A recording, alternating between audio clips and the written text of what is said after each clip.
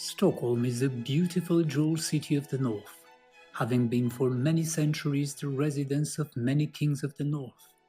The Swedish crown also ruled over Finland for centuries, expanding its trade routes towards the east.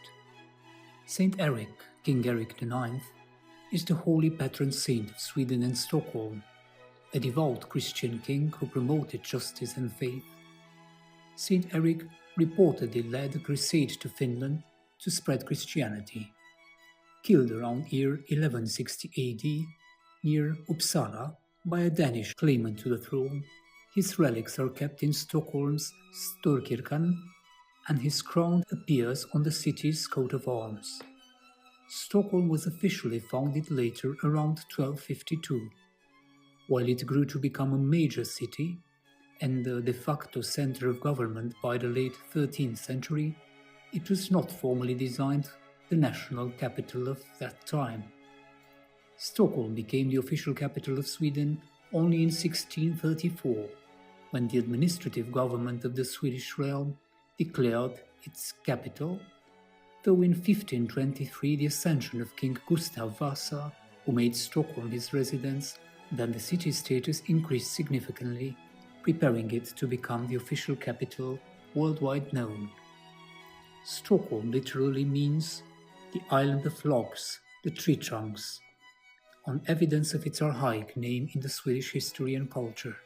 The area around Stockholm has evidence of human settlement dating back to the Stone Age, the 6th millennium BC. Before the city as we know it, the Viking-era trading settlement of Birka in the nearby archipelago, attesting to the region's importance in early Norse trade, made the area strategically important prior to the city's later glory. Around year 1252, history places the official founding of Stockholm at the strategic point where Lake Mälaren meets the Baltic Sea, thereby controlling maritime access. By the late 13th century, Stockholm is described as Sweden's largest settlement. The city's geography, islands and waterways provided both defense and trade advantages. In 1523, King Gustav I Vasa became a king, and is widely regarded as the founder of the modern Swedish state. He led Sweden's break from the Kalmar Union and instituted major reforms. Under Gustav Vasa and his successors, Sweden made the monarchy hereditary starting from year 1544. By the 19th and 20th centuries, Stockholm transformed into an industrializing administrative and cultural center. Prior to the Reformation, Sweden was part of the Roman Catholic Church, with bishops, monasteries, and canon law in force. The crown desired to reduce the church's wealth and power, especially land holdings and economic influences. The influence of Lutheran ideas spreading from Germany and other parts of Northern Europe were the best fuel for such a courageous endeavor. The Uppsala Synod, in 1593, formally established Lutheranism as the state church's confession by adopting the unaltered Augsburg Confession and rejecting Roman Catholicism. All Catholic cathedrals, all Catholic monasteries and churches were then converted and changed to fit the new religious ideas. The oldest cathedral in the city dating back from the Catholic era is the Stockholm Cathedral, built around year 1279 and dedicated to Saint Nicholas. The cathedral is close to the city center. The old Franciscan monastery around the Riddarholmen Church dates back to the older Christian original times of Stockholm before the Lutheran conversion.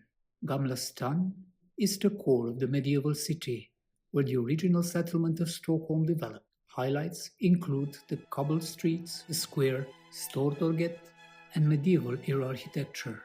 Visiting this district gives a direct sense of Stockholm's foundational period, where everything remained mostly unchanged during the last 200 to 300 years. Sweden kept its crown through the major democratic challenges of the 20th century, and the present ruling dynasty is the House of Bernadotte, of French origin, established in 1818. The palace in Gamla stan is one of the largest royal residences in Europe and is still used by the Swedish monarchy today. The site is a symbol of Stockholm's role as the political and royal center of Sweden, especially from the 17th century onward. The royal palace is a must-see and a great experience of the richest of the Norse kings. Located in the city center, it offers you time travel from the Middle Ages to the Baroque and Victorian age luxury of the palace. The National Museum of Fine Arts offers visitors an important collection of some of the world's most important classical painters, as Sweden's collectors have gathered jewels of the old European culture in private and public galleries of the past centuries, now assembled in the National Museum. The Museum of Mediterranean and Near Eastern Antiquities hosts sacred statues of gods and saints, tombstones and altars together with pieces of jewelry and icons. Close to the city center, the museum worth visiting for an experience of all religions and spirituality put together under the same roof. The ABBA Museum is a great sensorial and emotional experience into the golden age of the 80s, with a turn back to the music and history of Swedish band ABBA.